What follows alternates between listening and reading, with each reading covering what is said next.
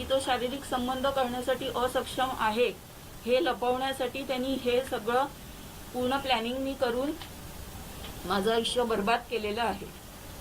सर्वप्रथम political background असल्यामुळे, एक सबळ फॅमिली असल्यामुळे आणि मला मेनली गीतेश बरोबर चांगला संसार करण्यासाठी म्हणून आम्ही कधीच कुठलीच तक्रार केली नव्हती।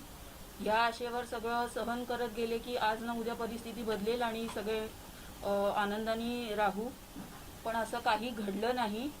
आणि ज्या गोष्टी त्यांनी फ्लॅट, पैसे वगैरे जे काही सांगितलेलं आहे ते नितांत खोटं आहे, कारण त्यांनी जो छळवणूक माझी केलेली आणि प्रत्येक गोष्टीत त्यांनी जे शाब्दिक सुनावणी किंवा मारहाण करून जे त्यांनी माझ्याबरोबर केलेलं आहे ते लपवण्यासाठी आता ते सगळं हे खोटं स्टेटमेंट मीडिया समोर देत आहेत। ते अघोरी कृत्य म्हटलं महाराष्ट्रामध्ये आणि जादूटोणा बंदी विधेयक आहे त्याची अंमलबजावणी केली जाते, तर तुम्हाला काय सांगेल कशा पद्धतीने अघोरी प्रयोग तुमच्यावरती केले गेले आणि त्यांना किती कठोर शिक्षा झाली?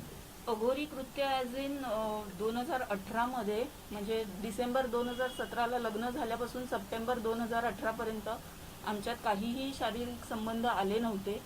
त्याच्यासाठी आमच्या फॅमिलीजनी बसून बोलणी केली आणि असं ठरलं होतं की गणपतीवरून आल्यानंतर या गोष्टीवर काम करायला सुरू करू, पण गणपतीवरून आल्यानंतरच एक थोडक्यात अशी घाबरण्याची घटना झाली, ज्याला त्यांनी असं अघोरी सगळ्या ह्याचं इलाजांचं स्वरूप दिलं की ते अक्षरशः सप्टेंबर 2018 पासून 22 सालापर्यंत ते त्यांनी सुरू ठेवलं, ज्याच्यात हे अघोरी कृत्य प्लस माझं मेडिकल ट्रीटमेंट्स ज्या त्यांनी केल्या, हायपोथायरॉइड असूनही त्यांनी मला जे अँटी डिप्रेसंट्स वगैरे दिले त्याच्यामुळे मला सर्वोपरीने त्यांनी प्रचंड त्रास दिलेला आहे। अघोरी कृत्य काय केलं? कारण गंभीर प्रकारे महाराष्ट्राचे माजी खासदार आहेत, कौटुंबिक पार्श्वभूमी राजकीय आहे, काय अघोरी कृत्य केलं त्यांनी?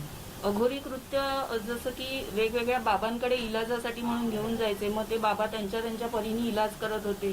कोण जिवंत कोंबडा अंगावरून उतरवत होता, कोण कणकेच्या भावल्या, तांब्याची तार, मांसाचे तुकडे घेतलेले, माझ्या अंगावरचे न धुतलेले वापरलेले कपडे घेऊन केसावरचे डोक्यावरचे केस ओढून अशा सगळ्या गोष्टी वापरून उतारे करत होते।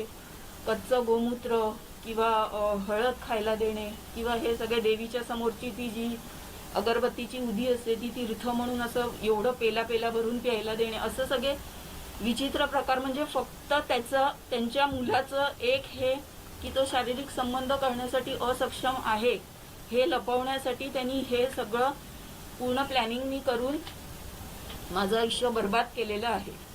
काही राजकीय दबाव होता का? कारण माझी खासदार 2 वेळा खासदार आहे, वजन आहे शिवसेनेमध्ये त्यांचं, राजकीय दबाव तुमच्यावरती कशा प्रकारचा होता आणि किती राजकीय कुठल्या दुसऱ्या नेत्यांचा हस्तक्षेप होता का दबाव टाकण्यामध्ये पक्षाच्या? राजकीय दबाव तर तसं तो जास्ती असण्यापेक्षा जो एक मेंटल ट्रॉमा मला दिला जात होता, एक घरच्यांकडून जे प्रेशराईज केलं जात होतं, जसं नवरा मला मारहाण करून बोललेला आहे की माझ्या वडिलांनी 2 करोड रुपये इलेक्शनसाठी लावलेले आहे, तुझ्यामुळे त्यांच्या इमेजला जर धक्का गेला तर म्हणजे तू बघ तुझं मी काय करीन, असं सगळं म्हणजे इतकी त्याची विकृत वागणूक त्यांनी देऊन मला जे एक सर्टन असं ट्रॅप मोडमध्ये ठेवलेलं आहे की नॉर्मल लाईफ हे माझ्यासाठी नव्हतंच कधी।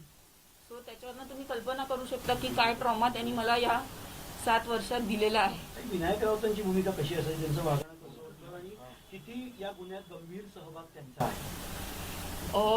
स्पष्टच सांगायचं तर विनायक राऊत हे त्यांच्या दुसऱ्या पत्नीबरोबर आणि मुलीबरोबर दुसऱ्या घरात राहतात।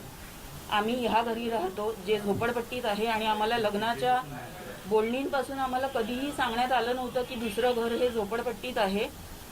आणि विनायक राऊत हे नवरात्रीच्या घट बसतो त्या दिवशी आणि घट उठतो म्हणजे दसऱ्याच्या दिवशी, फक्त त्याच 2 दिवशी आमच्या घरी यायचे, इतर वेळीस ते कधीही आमच्या घरी आले नाहीत। आणि ते फोनवरनं मला अमुक गोष्ट कर, तू ही जबाबदारी घ्यायला पाहिजे, तू ती जबाबदारी घ्यायला पाहिजे, पण त्यांनी त्यांच्या मुलाला, त्यांच्या बायकोला कुठलीही गोष्ट समजावून सांगितली नाही आणि ते फोरफ्रंटवर कधी आले नाही, ज्याच्यामुळे यांचा दोघांचा अजून राग आणि ते सगळं फ्रस्ट्रेशन आपण बोलू शकतो ते त्यांनी माझ्यावर अजून व्यक्त केलं। एक कुटुंब प्रमुख म्हणून जसं माझ्या सासऱ्यांनी हे सगळं सांगायला पाहिजे होतं त्या दोघांना, ते त्यांनी कधीही केलेलं नाही।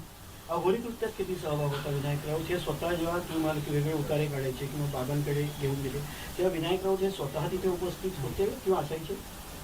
एका ठिकाणी होते, पण हे जे अघोरी जिथे जिथे आम्ही गेलेलो आहोत ते सगळे कोकण पट्ट्यातले आहेत आणि मूळतः ते सिंधुदुर्ग पट्ट्यातले आहेत आणि त्यांनी जिथे जिथे सांगितलेलं आहे तिथे तिथे आम्ही सगळीकडे हे इलाज केलेले आहेत. म्हणजे अजूनही विनायक राऊत म्हणतात पैसे पाहिजे होते, टेरेस फ्लॅट पाहिजे होता, दर महिन्याला 2 लाख पाहिजे होते दर म्हणून महिना केलं 5 लाख गाडी आणि 12 कोटींची तुम्ही मागणी केली होती आणि ते नाही केलं म्हणून तुम्ही आरोप करता. आणि एवढे वर्ष म्हणून गप्प बसला होतात तुम्ही असं?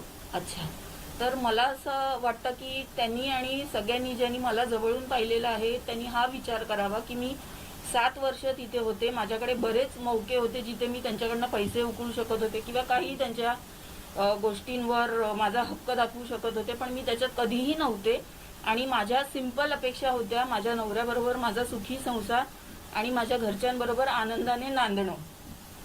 ते त्यांनी न देता इतर गोष्टीत मला भरीस पाडून मला वेगवेगळ्या तऱ्हेने छळून माझं अपमानित असं घाणेरडं आयुष्य त्यांनी माझं केलं.